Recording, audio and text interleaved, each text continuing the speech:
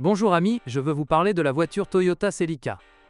Dans les années 1990, le marché automobile était saturé de coupés sportifs à prix raisonnable.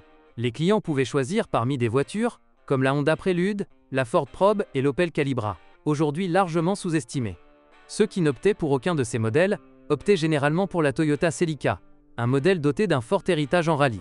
C'était la seule voiture de cette liste à posséder des décennies d'expérience en sport automobile, ce qui en faisait la plus emblématique. La version routière vaut-elle le coup? À quoi faut-il prêter une attention particulière? Lorsque vous choisissez une voiture sportive japonaise, ne vous attendez pas à une large gamme de moteurs. En revanche, la Toyota Celica VI propose des motorisations qui devraient satisfaire tout acheteur potentiel. Le moteur le moins puissant est assez robuste et relativement économique, environ 9 à 10 TL/100 km en ville. Mais la question est, en choisissant une telle voiture, pensez-vous à une faible consommation?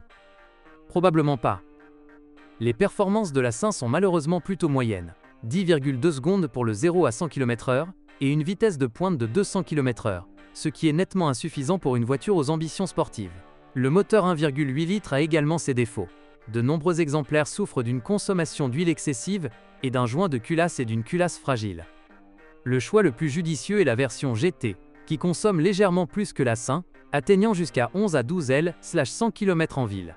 La voiture vous récompense avec une accélération correcte de 0 à 100 km/h en environ 8 secondes. La vitesse de pointe de la version GT est de 225 km/h, ce qui est plutôt satisfaisant. Le moteur atmosphérique de 2,0 litres ne présente aucun problème majeur. Le moteur le moins populaire est le 2.0 turbo. Si vous trouvez une Toyota équipée de ce moteur en bon état, vous profiterez d'une accélération sensationnelle de 0 à 100 km/h en seulement 6,1 secondes et d'une vitesse de pointe de 240 km/h. Au volant de la Celica GT4, vous ferez facilement honte à bien des voitures plus récentes au feu rouge. Cependant, le prix à payer pour un tel plaisir est une consommation de carburant exorbitante. En accélérant à fond dans la jungle urbaine, vous consommerez facilement jusqu'à 16 L/100 km. Malheureusement, sur les voitures plus anciennes, le turbocompresseur devra être remplacé. Attention, quel que soit le moteur que vous choisissez, sachez que ces composants peuvent tomber en panne à tout moment et que vous devrez très certainement investir dans de nouveaux joints. La Celica VI n'étant pas vraiment la plus récente, après tout. De plus, les modèles sportifs ont généralement leurs propres règles. Une utilisation intensive nuit à leur durabilité. Les pannes les plus fréquentes concernent les joints d'arbre de transmission.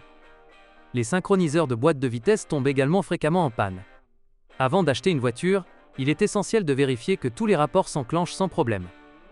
Les fuites de liquide de direction assistée et les pannes de crémaillère sont également fréquentes. La suspension est un autre point faible de la Celica VI. Parmi les composants notoirement peu fiables figurent les supports moteurs et boîtes de vitesse, les biellettes stabilisatrices, les pivots de bras de suspension, les paliers supérieurs de jambes de force McPherson et les amortisseurs. La suspension Super Strut, SSS, augmente considérablement les coûts d'entretien. L'embrayage et sa pompe s'usent également prématurément. Les roulements de roues cèdent également sur route difficile.